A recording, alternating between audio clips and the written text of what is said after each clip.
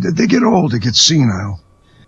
And these two supposedly senile meatbags were committed to an institutional home next to the sea.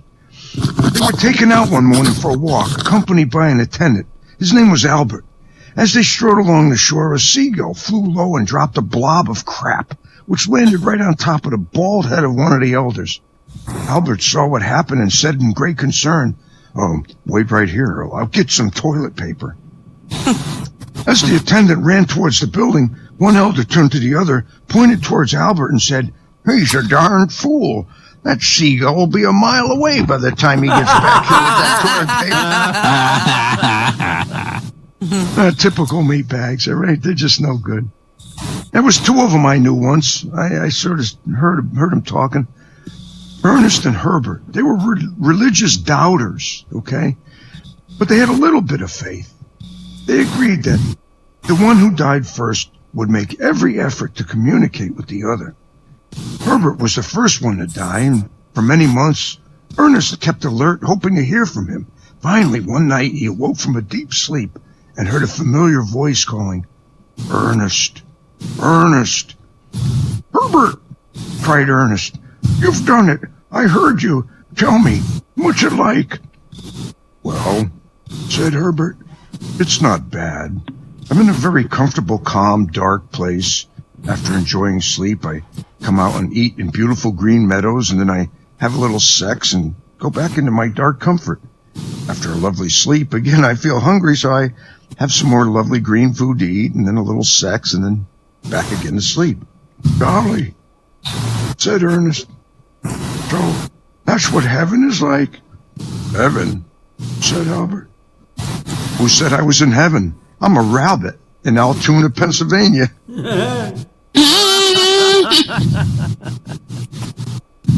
All right, that didn't go over too good, did it? A mother carefully explained to her young daughter how children were created.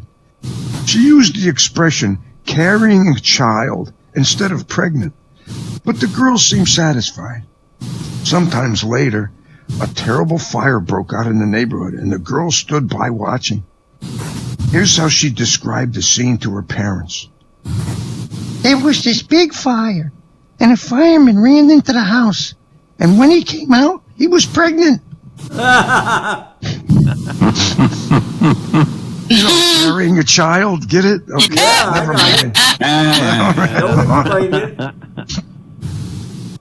Well, there was this young meatbag, this little young girl. She was very much interested in the progress of her mother's pregnancy. These are for you, by the way, Anarchy, my darling. The day of birth drew near, and the girl overheard arrangements being made for her mother to go to the hospital. She looked at her mother with great puzzlement and said, Mom, I don't understand. If they're going to deliver the baby, why do you have to go to the hospital? You get it? They're going to deliver the baby? Never mind. Forget it. All right. Yeah, yes. Yeah. With the story. For this. Two hippies came before a justice of the peace to get married. Looking at their clothes and hair, the justice couldn't tell which was male and which was female. So he looked at one and asked, are you the one with the menstrual cycle? The hippie replied, oh, no, man. I got a Honda. All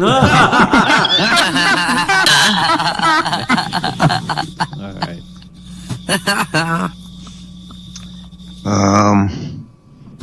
Let's see. All right, an attractive young woman, all dressed up for dinner, was caught in a sudden rainstorm. Drenched, she needed a cigarette. As an equally attractive friend watched, she reached into her bra and pulled out a small rubber thing, opened it, and took out a perfectly dry cigarette. It was in a condom. Her friend said, Oh, that's a good idea. I'll have to try it. So the next day, the friend went to the drugstore and said, A package of condoms, please. What size? Said the salesperson. Well, I guess it should be big enough for a camel. At which point the salesperson dropped dead on the floor with a heart attack. Oh, gosh. One of the biggest problems we have is keeping sex in perspective with the rest of life. Here's one about a boy who didn't have that problem. The following letter was received by the Library of Congress from a schoolboy. Dear sirs, can you give me the name of a good book on aeronautics and also one on sane sex life? I am more interested in aeronautics. I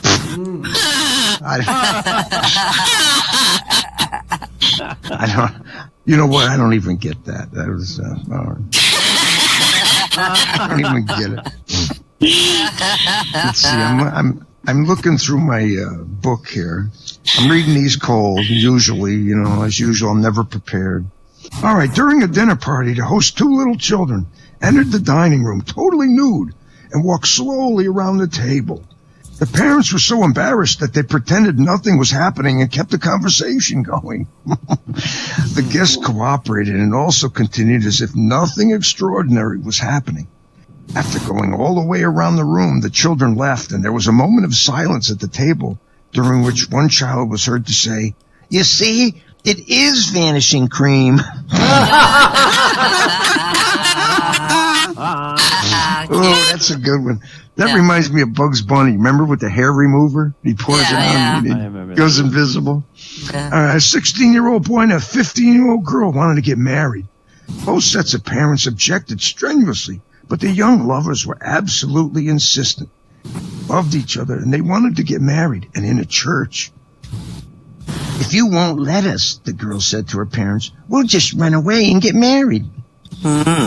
So it was agreed, a small ceremony in the church, attended only by the young couple and the parents. The minister was performing the ceremony. The young couple repeated his words after him. Minister: "With all my worldly goods I thee endow." Boy: "With all my worldly goods I thee endow." Boy's mother whispering to his father, "There goes his bicycle."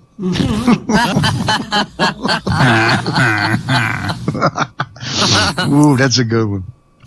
In the crowded and hot Neiman Marcus department store in Dallas, two small children, Sally and her younger brother Jimmy, were eating ice cream cones and riding up and down the escalator. Going up an escalator, their ice cream cones melted and dripping. Sally was behind Jimmy, and Jimmy was crowded behind the back of a woman wearing an expensive mink stole. Sally was horrified. "Watch out, Jimmy," she said. "You're getting fur all over your ice cream."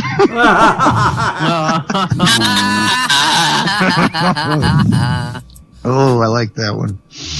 Let's see.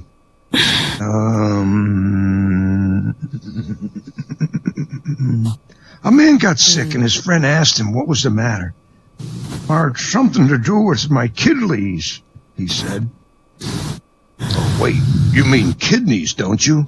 The sick man replied, "Oh, I said kidneys, diddle I?" Diddly diddle I. Diddly diddly doo doo boop boop boop boop. A deaf old lady had a tendency to shout when she went to confession. When the priest asked her to speak more quietly, since everyone in the church could hear, she shouted, "What did you say?" So he carefully told her that she should write down what she had to say in advance.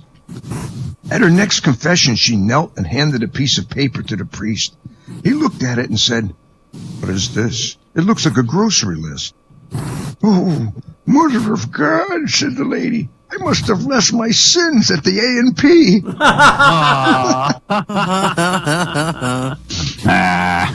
Well, once upon a time in a large, empty, silent church, the priest was hearing confessions. At the back of the church, the janitor was polishing brasses and replacing candles. He could hear everything that was being said. A man came in and went into the confession booth and said sadly, "Oh, Father, I have sinned 3 times. And then there was a mumbled recital of sins.